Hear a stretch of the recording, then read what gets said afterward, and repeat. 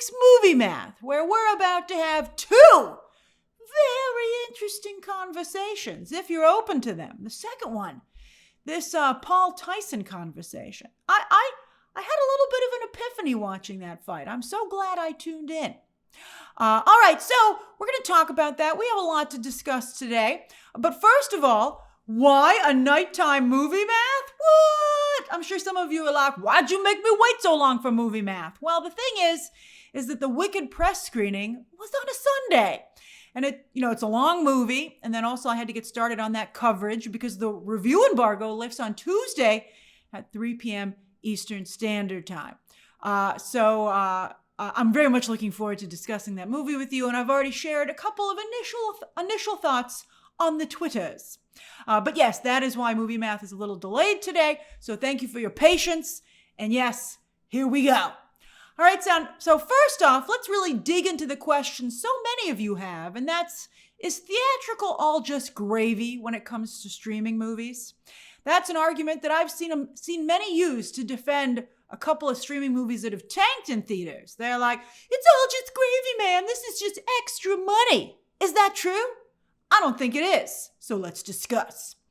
Theatrical releases aren't free. That's the big one. I mean, I don't see how you can say it's extra money when it costs quite a bit of money to release a movie in theaters, particularly the advertising campaign. Back in the day, they used to call it P&A for prints and advertising because you used to have to send actual physical copies of a film to the theaters. Now you just send a digital file. So the prints cost is gone, but advertising is as expensive as ever. So see this premiere? That was just New York City. Dwayne Johnson had Amazon pay for multiple premieres. I can't believe how many times they said yes to this guy. Even with the tracking, I'd be like, Dwayne, London and Germany premieres aren't going to save your movie. But I guess maybe there was a contractual obligation. So not only do you have to pay for the actual physical premiere, but you got to pay to fly all these actors everywhere. You got to fly them there. You got to put them up in an expensive hotel. You got to pay for their food. You have to pay for their teams. Actors don't fly by themselves. They have assistants, hairstylists, what's the name for, they're just a regular stylist. All kinds of stuff. They're publicists, their own personal publicist. Man, it's a lot. I mean, I wouldn't have paid for all. Look at how many people, look how many actors they're flying in there. I'd be like, Dwayne, contrary to popular belief and how much we paid for your own movie, we are not a bottomless pit of cash. But I would have just paid for Dwayne Johnson and Chris Evans. Maybe J.K. Simmons because he's an Oscar winner. J.K., what are you doing with your post-Oscar career? This is crazy, man. I guess he's making bank. I guess J.K. Simmons is like, hey, man, I've done the respected actor thing for decades. Give me my money. So, good. I guess that's fine. Enjoy your flight to Germany and the UK. All expenses paid. You raid that minibar, J.K. You raid that minibar. Then on top of the premieres, you got to pay to actually advertise the movie, which, as we know from many of our recent discussions, is anywhere from 50 to 150% of the budget, which for this movie was $250 million. So that's what? At a minimum, $100 million to advertise this film? I don't think it could have possibly been that much. Do you? But you know what? If it was just a streaming film, there would be very little advertising. They'd just be like, beep, it's on your streaming service. And like one premiere. They'd have one premiere for that. Now, for a theatrical release, the rule of thumb, which we've also been discussing, we're going to drill these numbers into our head. Drill, baby, drill. Is 2.5 times a budget to break even. That's the rule, which puts Red One at a break-even point of $625 million. So far, it's at $84 million. That's after 2 weekends overseas and 1 weekend domestic. Now, to be fair, The Rock is often slow out of the gate. He's a slow starter. This opening is actually standard for him, yet he's able to leg out. Leg day, Dwayne. He loves leg day. He does have some impressive legs. And also, speaking of impressive, sometimes he legs out to impressive worldwide totals. But, and this is where streaming movies really run into trouble, because this is why streaming movies also are not the same. Audiences know they're streaming movies. It's not like, surprise, it's a streaming movie. People are like, I see that streaming movie coming at me down the theater pipeline. Are you nuts? Because audiences know that Netflix, Amazon, and Apple prioritize getting those films to their digital platforms. It's all a matter of perception. As Netflix has said with their own research, they've found that subscribers resent being asked to pay movie theater ticket prices for something that should be included with their subscription. And Netflix has said they put subscribers first above and all until they lost out on Wuthering Heights. I continue to believe they dodged a bullet with that one. But anyway, also, and this is on streamers, most streaming movies aren't very good. So when everyone hears this is a streaming movie, they go, whew, we know that bar is low. It probably stinks. And then also, we'll talk, Red One has good audience scores, so let's not get ahead of ourselves, though. We're talking about the overall perception, and many of you don't believe those audience scores, because you're like, it's a streaming movie. I know it must be bad. And then audiences also know that these movies will go pretty quickly to streaming services, skipping digital. That means they're going to go straight to no extra cost. You don't even have to pay to get them on digital platforms at first. So it's easier to wait. So those are all problems that they're just not going to be able to get around unless they, don't tell you that it's actually a streaming movie. All right, then also, for some reason, while audiences like to watch the same old Christmas movies year after year, me too, although we're always like, give us a new one. But yet when their new ones come out, people don't like to go and see them, which is why Hollywood is reluctant to make them. The last time a Christmas-themed movie made boffo bucks at the box office in theaters was like 20 freaking years ago, and those movies were much cheaper to make. Even the VFX and production design heavy The Grinch. That's because, we didn't get to these ridiculous inflated and, copious, the era of copious reshoots. Forget we'll fix it in post. We'll just shoot the whole movie again. What? James Gunn has said that will not happen to him because they're not going to move forward until the scripts are complete, which I think is promising, but yet that's assuming the scripts are good. All right, so anyway, I hope they are. I hope they are. All of these holiday films that did do well, they still pale in comparison to the mother of them all, Home Alone, which made almost $500 million in theaters in 1990. That is so much money! Disney, where is a proper Home Alone 3? Don't do what you did with Star Wars, that tragic, horrible, unnecessary mistake. Catherine O'Hara is still available. Let's go. Let's go, let's go, let's go. But considering that for the most part there is a very low rate of return for holiday movies, why the heck would Amazon agree to spend so much money on Red One, which is the movie's big problem, that ridiculous budget. And that's a lot of movies' problems these days, also to be fair. But in this case, I give you one word, and that word is Jumanji. Yes, Hollywood is a formula town, even before the algorithm. And you know what? When I was making my notes for this video, it occurred to me maybe that's why Hollywood was so susceptible to the promise of the algorithm, because they've always loved a formula. So no matter how many flops that he has, every producer in studio feel, this one might be the next Jumanji. So they continue to roll the dice. Even Sony is making another Jumanji, despite some real flops from Dwayne. But the next one might be another Jumanji, and that just made so much cash. The Rock is overexposed. Some of his fans feel he's too slick now. He's sold out, too packaged. I saw a charming video in my opinion, of some child running up to him in a store to play rock, paper, scissors. And of course The Rock played rock, and everyone was like, you dumb kid, of course he was going to play rock. Play paper, what are you doing? But anyway, I thought it was a charming little interaction, yet so many people in the comments were like, so fake, so staged. And I was like, Dwayne, you got a bit of an issue. And then also, of course, some people weren't too happy with his recent, political positions that he took. But with Jumanji and the Fast and Furious movies, they really put Dwayne on the map as an actor. And so it's crazy that he still was like, F you, Vin Diesel, F you.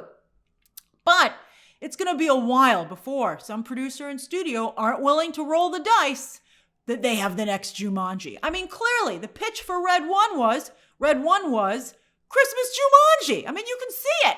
You can see it. And hey, it even co-stars an Oscar winner, although in clearly a payday role, and Captain America. Although how many times are people going to fall for it has a Marvel actor in it? Because they do not do well outside of Marvel, although particularly Mr. Chris Evans. He's in fact never, outside of the Fantastic Four movies at the beginning of his career, and even there people were like, these aren't great. Chris Evans has never had a hit movie. We'll talk about Knives Out in a second. But really, nothing. At least Ryan Gosling can now at least point to Barbie. Chris Evans, his mojo is so bad, he even tanked Buzz Lightyear. He didn't make any of those creative decisions, but he jinxed it. He jinxed it. Sure, yes, there was Knives Out. Although how much of that was the sweater? And also, people did really like his cameo in Deadpool and Wolverine, where he was equally foul-mouthed. So maybe he should be looking at out for roles like that, where he's very aggressive and a potty mouth. But overall, I think a producer would and by the way, Lady Gaga fans, here it comes. A producer would have to be absolutely nuts to hire Chris Evans at this point, unless that producer was Kevin Feige and it was to come back as Captain America, which we all know is coming. And perhaps this sped up that timetable. But otherwise, yes, absolutely insane to hire Chris Evans at this point. Unless he's working for costs and then I just give him points. And even then I'd be like, it's probably good. Chris, why do you want to do this? There's going to be nothing to make points off of because you are box office poison. Even clicking poison. Nobody wants to click on Chris Evans.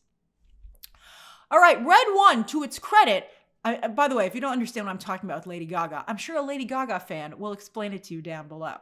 All right, Red One, to its credit, does have excellent audience scores, and the demos are solid. Just not a lot of people want to see the movie, but at least the people who wanted to go had a good time.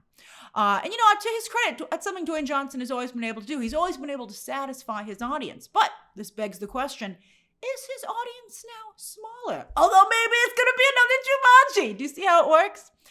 And I think a lot of people might just never watch this film. I haven't seen it yet, but to me, it doesn't seem Christmassy enough. It seems more like a generic Dwayne Johnson movie with just a hint of Christmas flavor. And he's just made this kind of movie one too many times. You're like, my God, again? Again, Hollywood loves a formula, but also you just can't, Hollywood also loves to do things like to the point of nausea. And then they just say, sorry, victim of that. And then the executive just goes on because, it's not their problem. That's why you got to look out for yourself. Nobody's going to look out for you but you. Studio executive's just going to say, what a shame, and then go off on their yacht. Although it's tough for everybody in Hollywood these days. All right, that's why they're all so scared, because the algorithm and the computer want to replace everyone. All right, maybe his upcoming The Smashing Machine, where he takes on, and with Emily Blunt yet again, where he takes on a more serious role in a smaller budget film and has hair. Where was that wig for Black Adam? And where were the pointy ears? I'll never get over it. But anyway, maybe this is the right career move for him right now. But maybe it's too soon. Is he really Mickey Rourke already? But, is he instead Dave Bautista, who also, by the way, thinks he's Mickey Rourke? And Mickey Rourke isn't even Mickey Rourke anymore. That was like a hot minute, and then Mickey Rourke couldn't sustain it. And by the way, Dave Bautista is already Dave Bautista. Although I think Dave Bautista is so well cast in The Last Showgirl, I'm excited to see that. I think that movie actually looks pretty good to me. And Pamela Anderson as well, who's pulling a Mickey Rourke, by the way. Oh, see how we came full circle there? When the Red One deal went through, it was pitched as a franchise to Amazon, where it wouldn't only produce films, but lots of merchandise and experiences.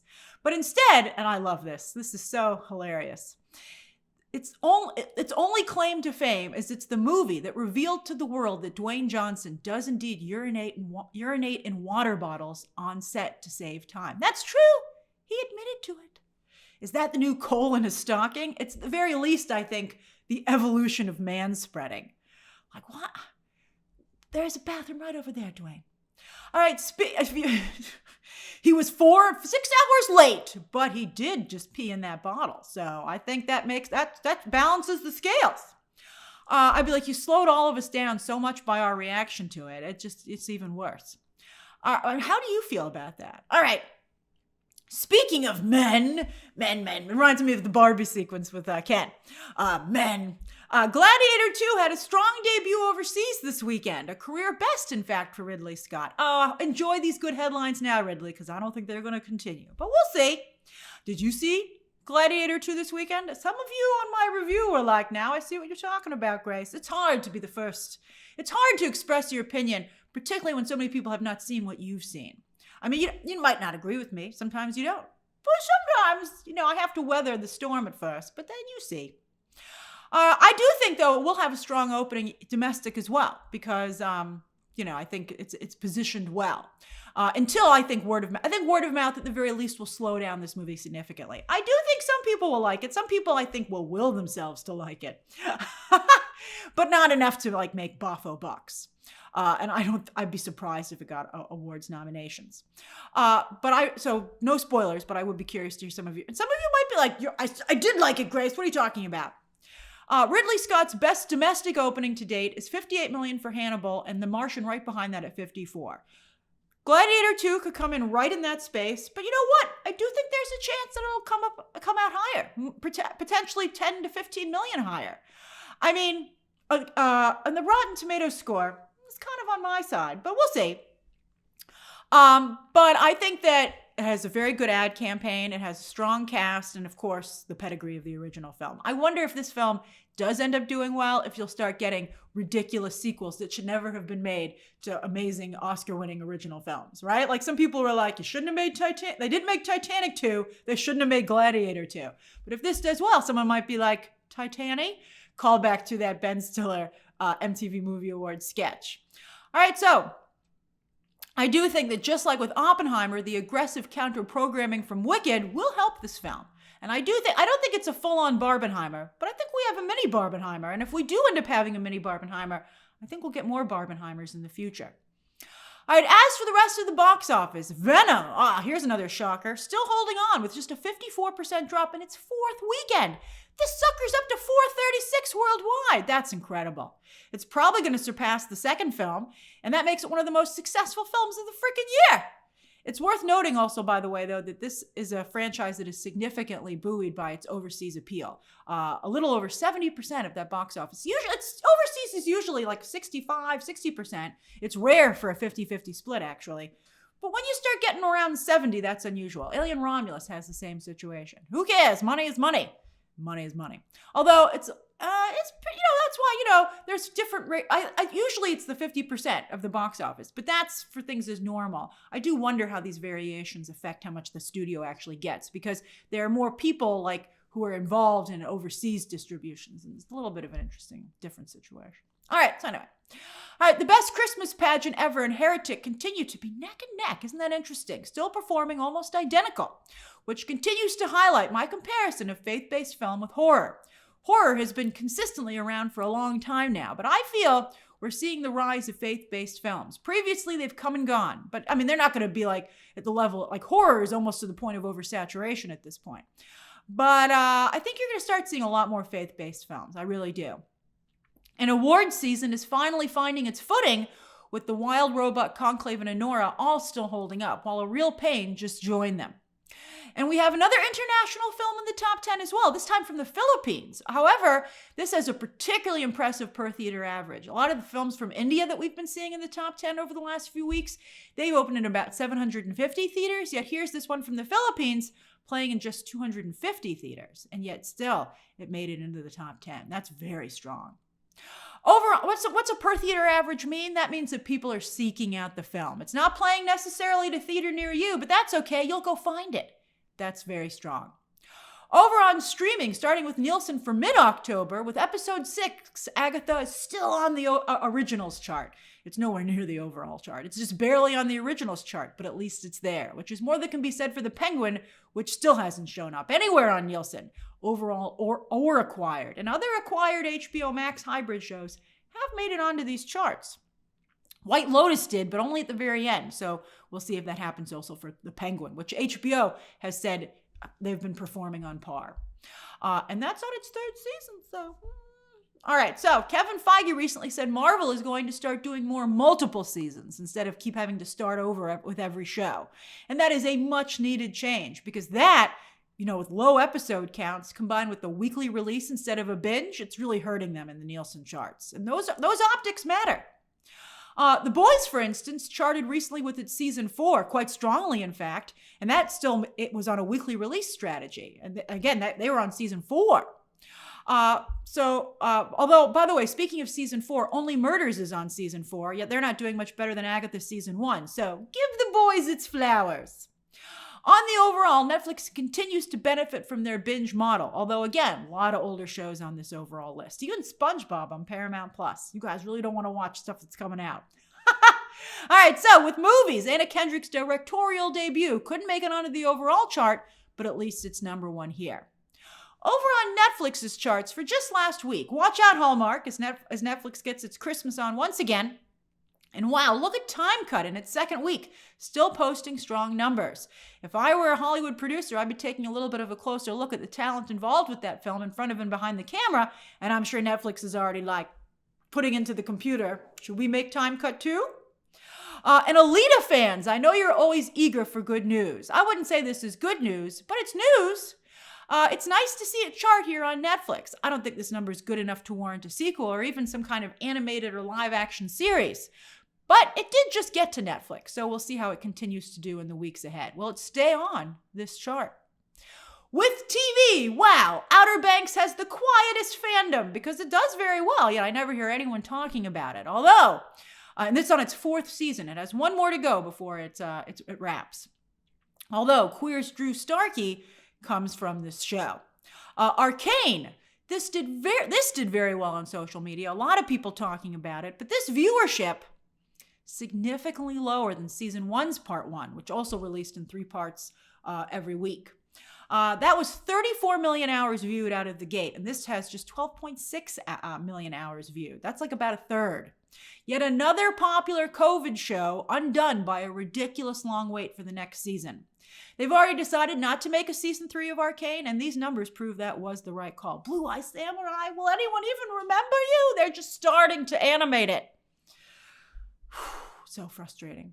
The Diplomat season 2 is also pretty weak, and it got season 1 back in the top 10. Arcane season 1 not also back in the top 10. I guess because you guys have just been slowly watching. A lot of you were like, I've been watching season 1 over and over since it aired, Grace. But, there's no rush then. They get it back in the top 10. But I don't see the Diplomat show going beyond the already lit and already shot season 3, which is why it's already been greenlit, because it's already in the can, which means we won't have to wait too long. So the bad news is I won't be getting any more Diplomat after that, but at least I get a little bit more. Love that show. Some of you have checked it out after my recommendation, and I'm so glad you enjoy it as well. And while not a lot of people were interested in the behind-the-scenes look, the actual Paul versus Tyson fight brought in a whopping 60 million viewers, 65 at its peak. It seemed like even more, considering how bad it was buffering. Those jokes online and social media about the buffering were a large part of what made the event so fun. All right, and social media was a big part of that event, what I think made that event fun. Anyway, as Netflix continues to experiment with live events, quite successfully, I might add, next up, the NFL on Christmas Day. Let's really take a look at this. This to me was fascinating, not just from a perspective on business, but on world events.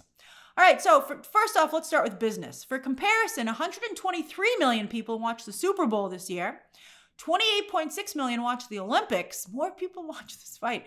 Although I think some of these are just domestic. 19.5 million watched the Oscars and 16.9 million watched the Grammys. So that's amazing. Although again, as I said, I think most of these are actually domestic numbers, whereas Netflix is reporting global viewership. NBC only carries the Olympics in the United States, whereas, obviously other people televise it for other countries. And NBC can only speak to its own numbers.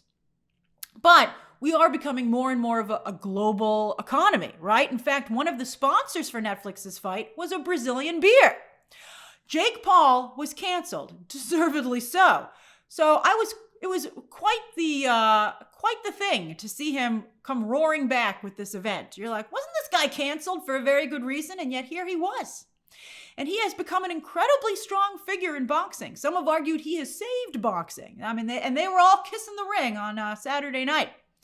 And he was it Saturday or Friday night, and continues to be an influencer, now even branching into politics. And on that note, and so bear with me on this. This is, I think, very interesting. And, you just can't continue as is, or it's just, we're going to continue having the same outcome.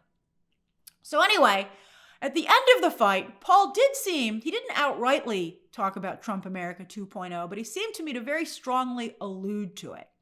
And the positivity with which he spoke truly kind of, I think, gave a glimpse into this echo chamber. I talked about in my reaction to Trump's win about echo chambers and the bubbles that we find ourselves in. And, we all know our own bubble quite well.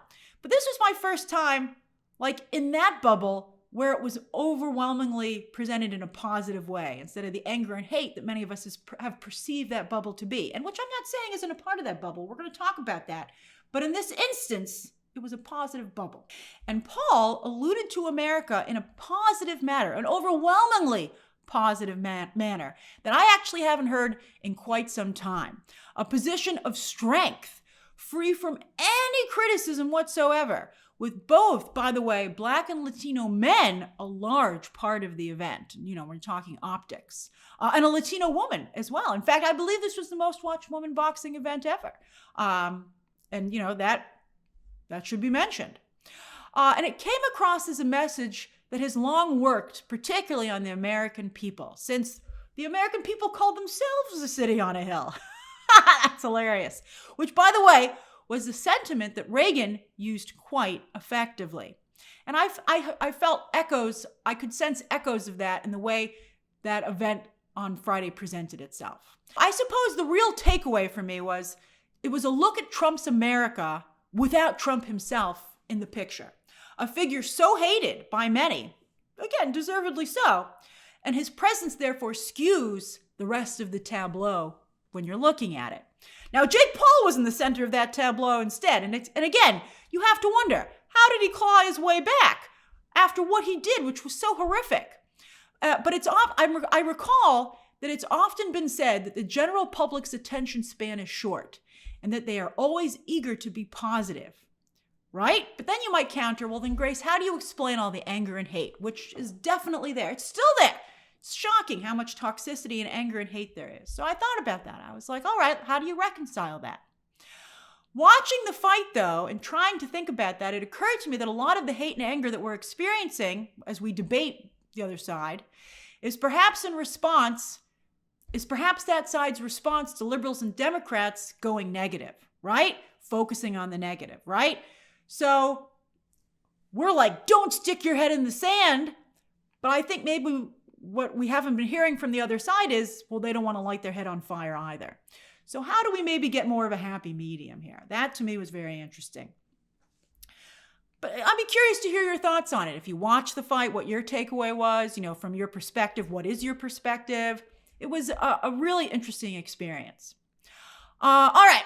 So anyway, a lot of people made a lot of money off of this fight, although apparently not anyone who bet on it. I'm not a big sports person. I was talking to someone who is after the fight, and they were like, oh yes, a big part of watching sports is gambling on it. And I was like, what? It's not just for the love of the game. A lot of learning.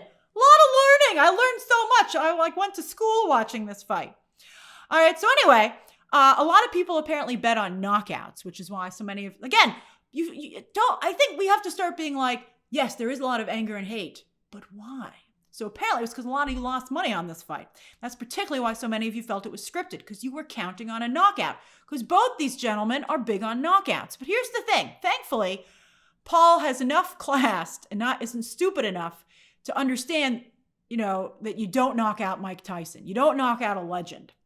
And also, Mike Tyson clearly did not fully recover from his recent serious sickness. I suspect a lot of that training footage, and he did look different in the training footage, was from before he was so sick. He had no legs.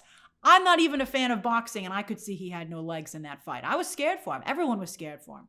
Everybody. That fight turned into a lot of everyone being scared that Mike Tyson would fall down. Everybody. Mike Tyson was scared. Jake Paul was scared. Audience in the arena was scared. The commentators were scared. Everybody at home was scared. It was scary. And thankfully, that did not happen. I don't think it was scripted. I think there was just everyone decided collectively that could not happen, and we did it. All right. So anyway, it also, speaking of Mike Tyson, I think also what helped the event was having an icon like him as part of the event. And so again, it was nostalgia coming into play. Nostalgia is very effective in today's entertainment landscape and in other areas as well. But and also Mike Tyson, by the way, he's, again, speaking of short attention span and wanting let's just stay positive. A lot of people forgot about a lot of stuff that Mike Tyson did. So anyway, that created broad appeal across multiple generations. I heard a lot of people saying they watched, families watch together. So look for more boxing matches, other sporting events, and just other overall events in general to try and copy this formula to create a multi-generational event. Although, back to Lady Gaga, give her flowers for doing this trend before anybody else to a degree with her Tony Bennett series of concerts. That is kind of the equivalent of this to some degree. Isn't that interesting? All right. By the way, with his brother already sort of an actor, will Jake Paul, and his brother was there, by the way, will Jake Paul, with this huge momentum, eventually take a run at movies himself, like other athletes have done? Speaking of Dwayne Johnson, right?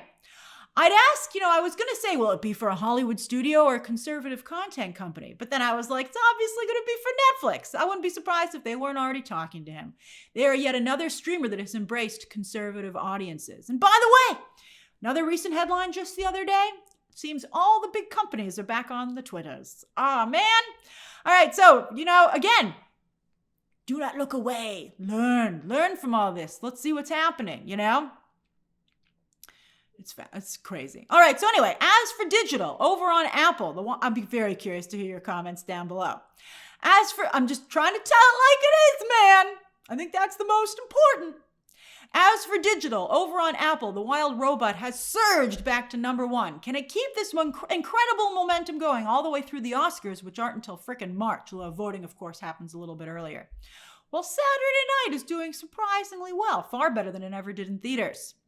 Also, many are already in the holiday mood with The Grinch, the original Grinch movie. I know some of you are like, that's not the original Grinch, Grace. My favorite now is the animated one. But anyway, that's the first holiday movie of the season to chart. And also, look, some of you are getting ready for Gladiator too, with the original just inside the top 10. Great choice. That's an incredible film. As for this coming week, yes, it is time. Glicked is here. Which are you seeing? Are you seeing both? Are you saving one for Thanksgiving? Oh! Flow, another potential best animated. By the way, it's just who doesn't love having a party at the multiplex? The industry desperately needs that, which is why everyone loved the first Barbenheimer. Flow, another potential best animated feature contender, although I think The Wild Robot has really, I think The Wild Robot has taken this movie's spot. But that also opens in limited release this coming weekend. On digital, Smile 2 drops Tuesday, while on streaming on Wednesday, Netflix has the Magic Mike of Christmas movies, The Merry Gentleman.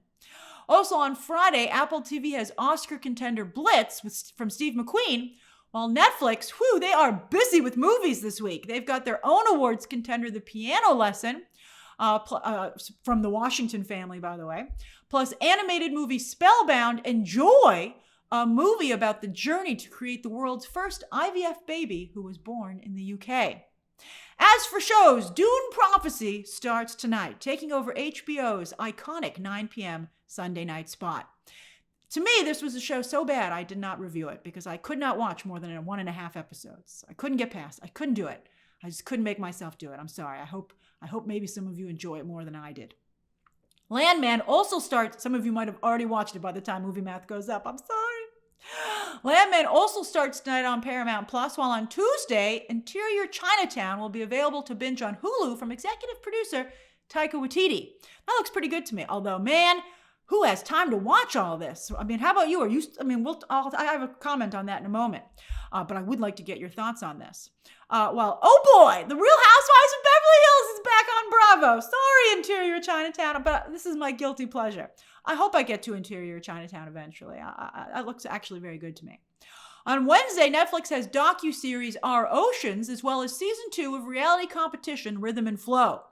Then on Thursday, Prime Video has its own take on Cruel Intentions. Ted Danson has yet another comedy, this time on Netflix, while Peacock drops season 2 of Based on a True Story. Then Max has College Girl season 3, and wait for it, Human vs. Hamster. Oh, Zazie.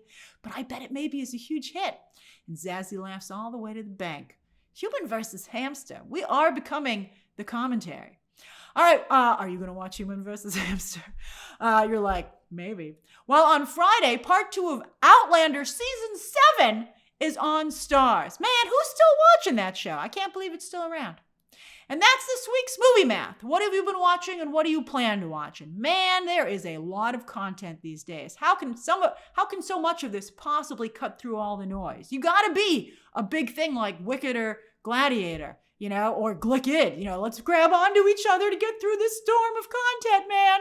I mean, it is just so much. And then, of course, you have all the old favorites that are just a click away now. I mean, it used to be that, stuff in syndication only aired at like a certain time of day, but now it's constantly available. Wow. It is a crazy marketplace. All right. How are you navigating it? Share your thoughts down below. Subscribe today. Thank you again for your patience on Movie Math. And of course, as always, you can check out some more videos right now.